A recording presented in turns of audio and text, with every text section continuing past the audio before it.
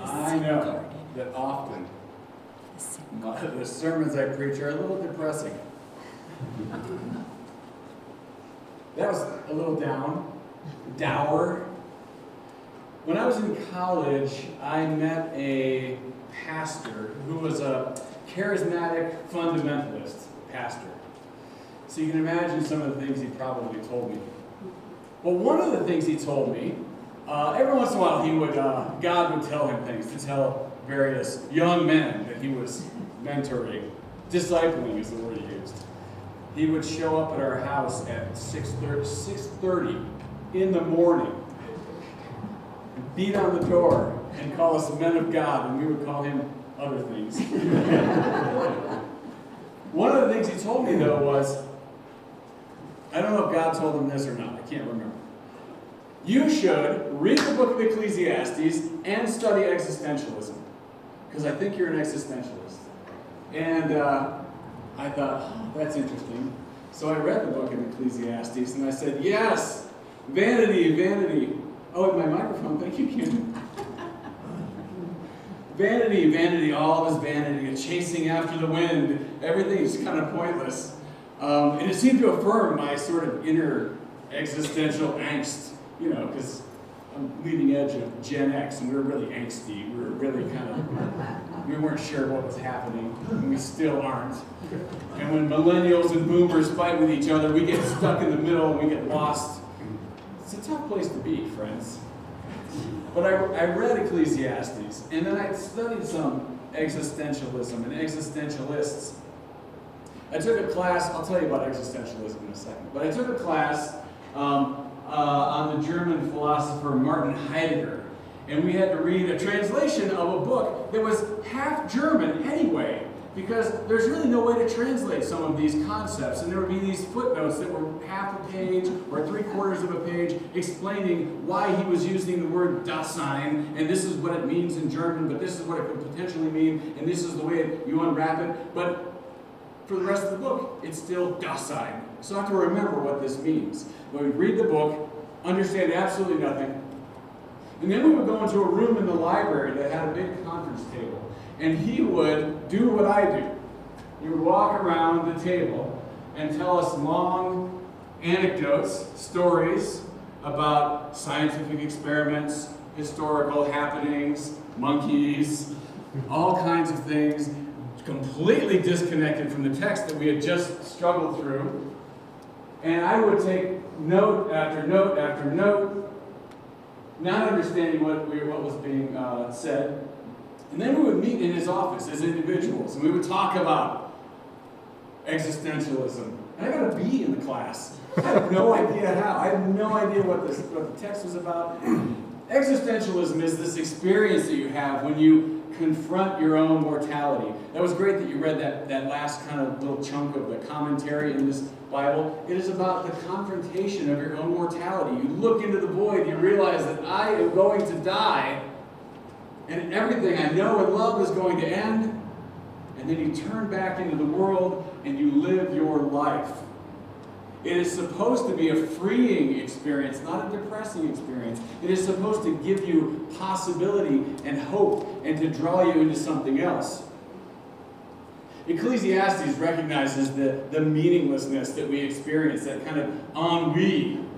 I think I might have learned that in that existentialist class.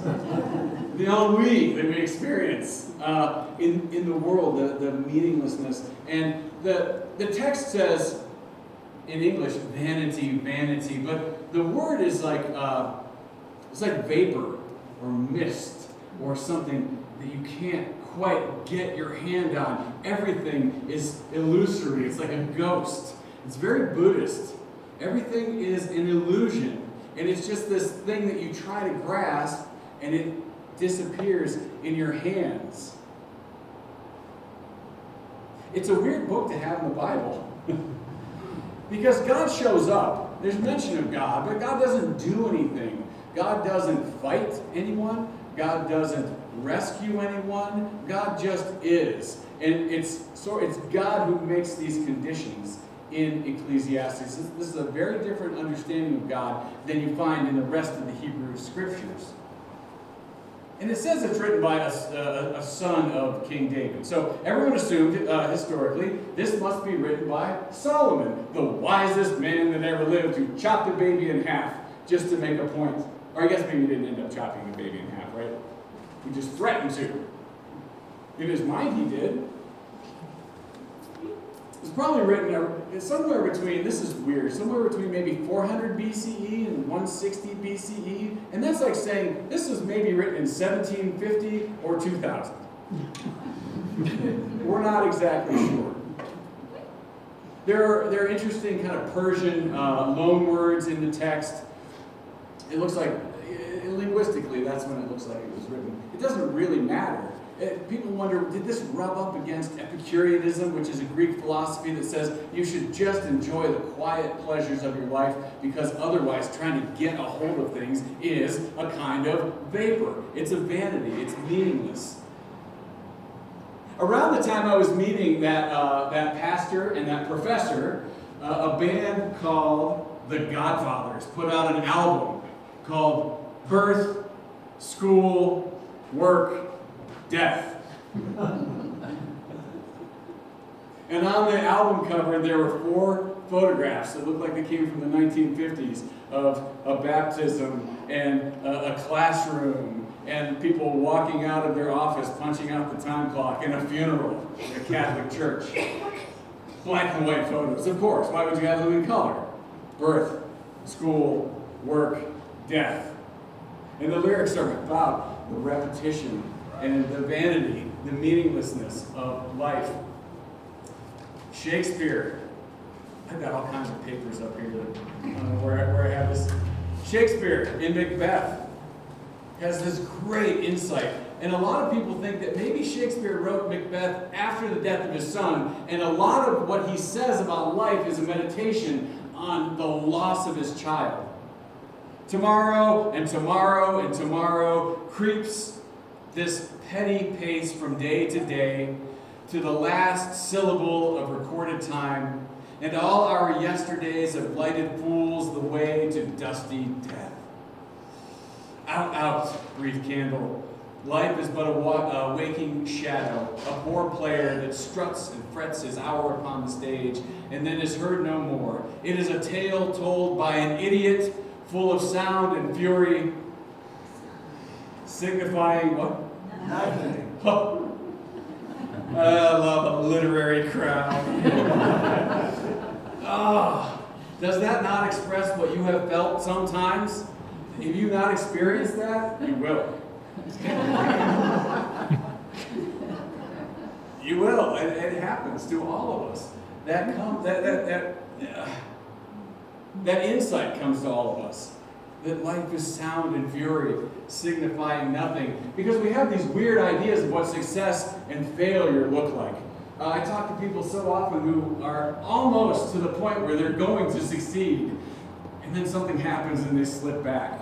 And it doesn't quite get there. We have this weird Protestant work ethic, an ideal of like the right amount of money to have, to earn, to save, the place to be, and then we have all these ways of getting it, right?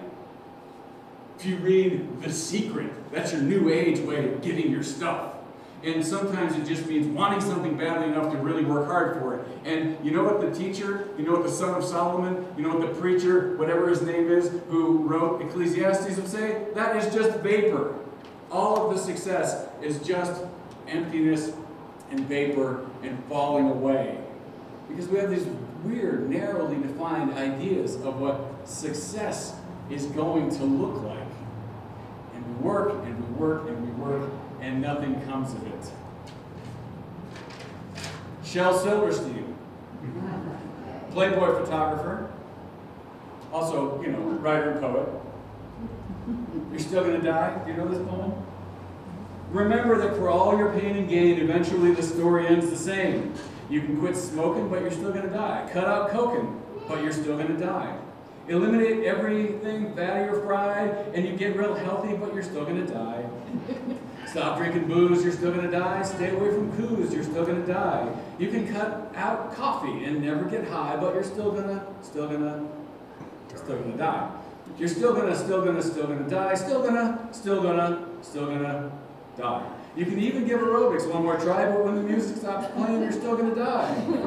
Put seatbelts in your car, you're still gonna die. Cut nicotine tar, you're still gonna die. You can exercise that cellulite off your thigh, get slimmer and trimmer, but you're still gonna die. Stop getting a tan, you're still gonna die. You can search for UFOs up in the sky, they might fly you to Mars, Elon Musk, where you're still gonna die. All of our efforts to continue our lives. I don't think that's depressing. I think that's liberating. I think there's freedom in knowing that this is not forever. It gives us something to do, somewhere to go. We are meaning-making animals. Vanity, vanity, emptiness, emptiness, vapor, vapor. Everything is vapor. It's a chasing after the wind. And still, we look for meaning. 1916, Switzerland. World War I. They didn't know it was World War I at the time, by the way. No one called it that. It was the Great War. What's great about it? During the middle of the war, in a bar in Switzerland, the art movement Dada was born. And no one knows what Dada means. Some people say there was a guy who took a knife and stuck it between the pages of a French dictionary, flipped it open, and it was pointing at Dada, which is like a hobby horse, a rocking horse. Some people think it came from some of the other founders who were Slavic, and then when they would talk to each other, they would say, yes, yes, Dada. Some people think it's just a meaningless word, which is probably true, because Dada is a reaction to the rationality that leads to war, to the reasons, to the logic that leads you into mass murder of other human beings. It's a reaction against all of the adults in the room who are making sense of the world and at the same time killing each other. We have pieces of Dada left over, even though it ended in the mid-1920s. It slid into surrealism. If you have those, those little word magnets you put on your refrigerator to make poems? Sometimes you make nice poems about flowers, sometimes you make dirty poems for your friend to find later. That comes from Dada. They would cut up magazine articles into words, and you pull one slip of paper out of a bag at a time and write it down.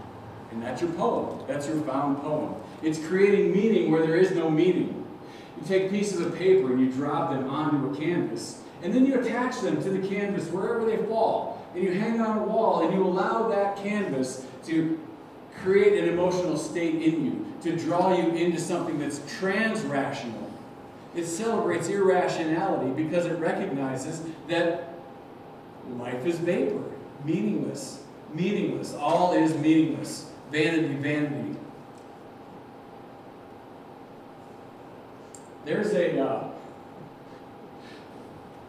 do feel like that professor, by the way. I told David earlier, sometimes what I like to do is just bring a big box of blocks and dump them on the floor, and you can pick up whatever blocks you like and take them home with you. And if you don't like the blocks, you don't have to have them. This Japanese game show, I don't know what it's called, but people dress up in these very colorful latex outfits, and they put bicycle helmets on. And then there is a set of stairs that leads up to a treasure chest.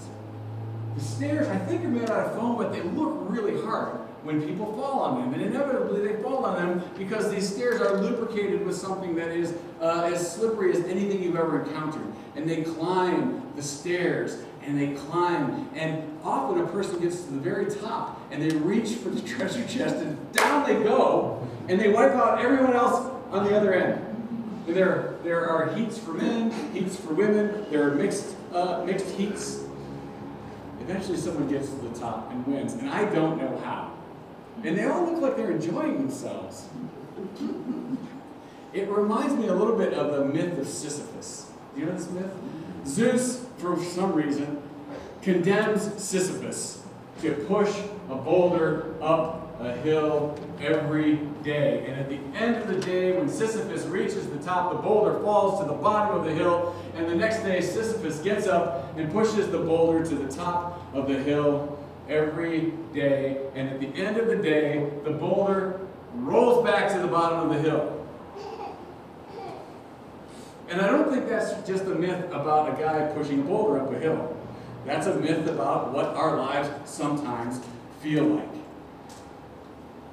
Albert Camus, an existentialist novelist, said, in order to really read this myth, we have to imagine Sisyphus as happy. I don't know how to do that. I'm not sure how to do that. How to imagine that Sisyphus, at the end of every day, thinks, all right, I'm going to push a boulder back up a hill. But some days our lives are like that, pushing boulders uphill. Some weeks and years, our lives are like that.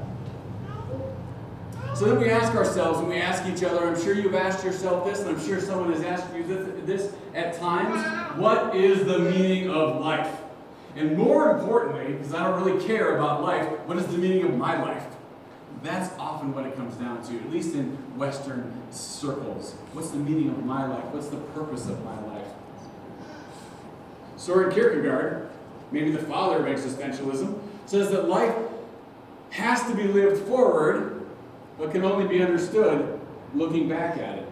The meaning of life isn't decided, it's divined.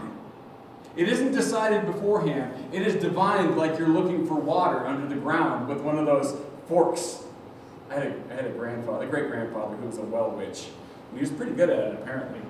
But he was also worked for the railroad, so I don't know how good he was at it. But as you look for that water and you watch the little fork dip down, there might be water under there. It's possible, but it isn't guaranteed. There is a chance.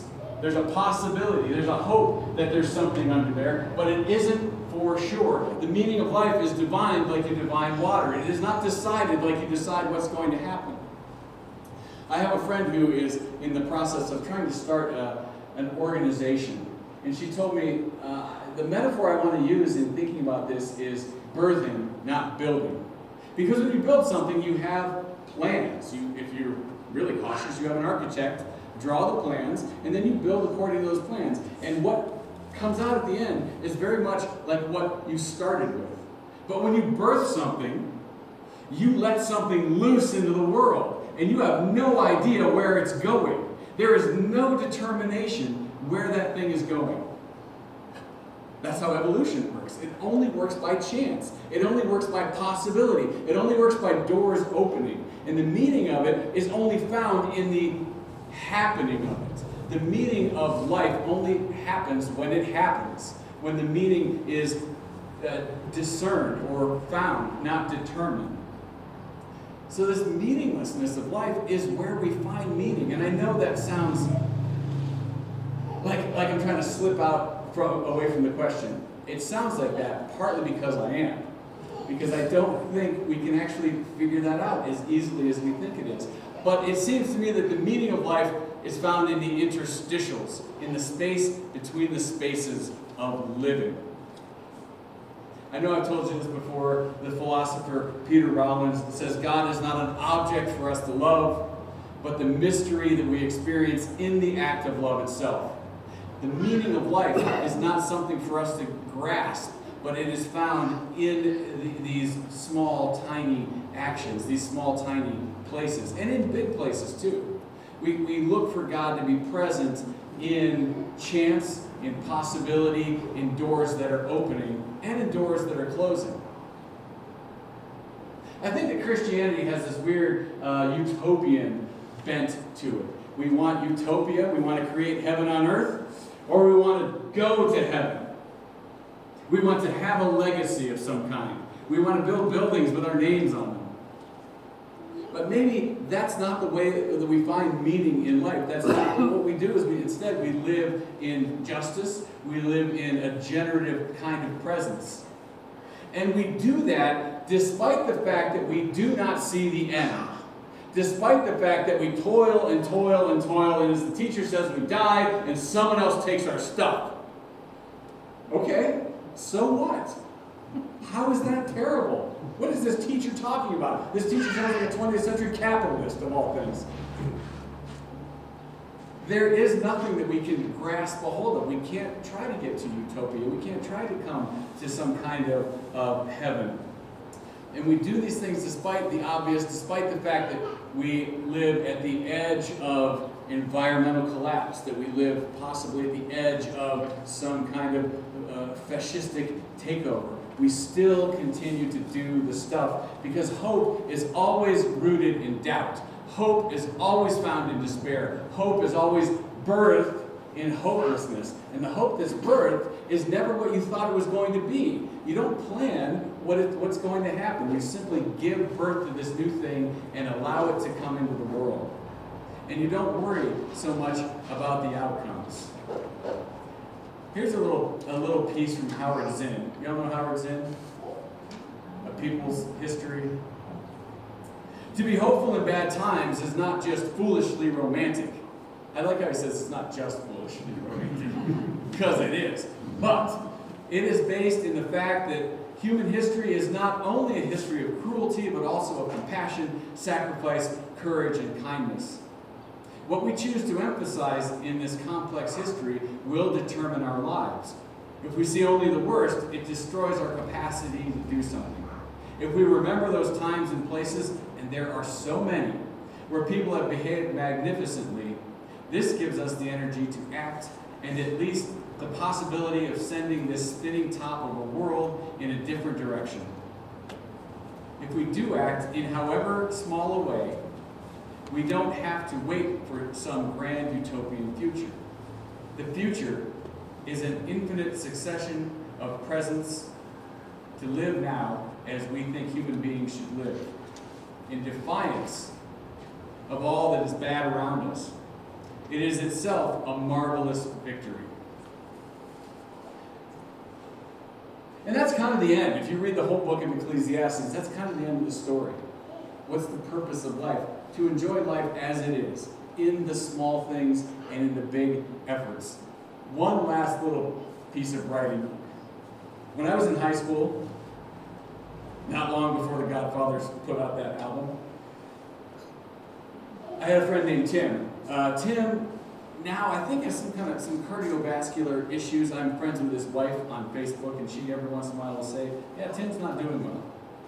Tim has a dog named Lemmy, who's named after the founder of the band Motorhead.